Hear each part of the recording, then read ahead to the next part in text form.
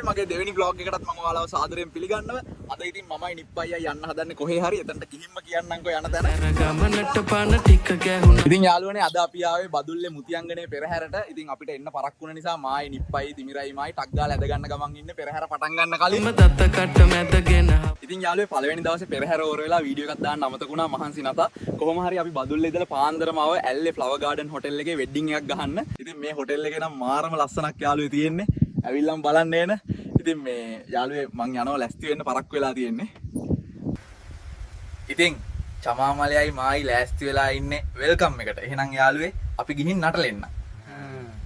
යාළුවේ wedding එකේ ඉවර වෙලා අපි ආයෙත් බදුල්ලට යන ගමන් අද නම් මාරම මහන්සි යාළුවේ ආයෙත් රැයට පෙරහැරේ නටන්න ඕන කියලා මතක් වෙද්දි මාර සැපක් තියෙනවා.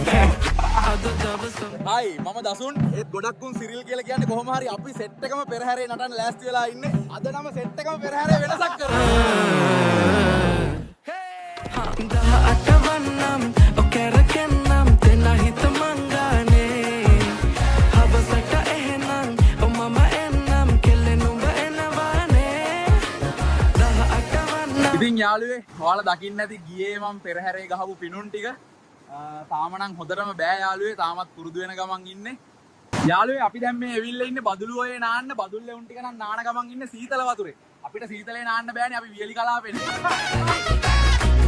යාළුවේ අපි සෙට් එකම නාලා ශනිකාවා ලෑස්ති වෙන්න. මොකද අද තමයි මුතියංගන පෙරහැරේ අවසාන දවස.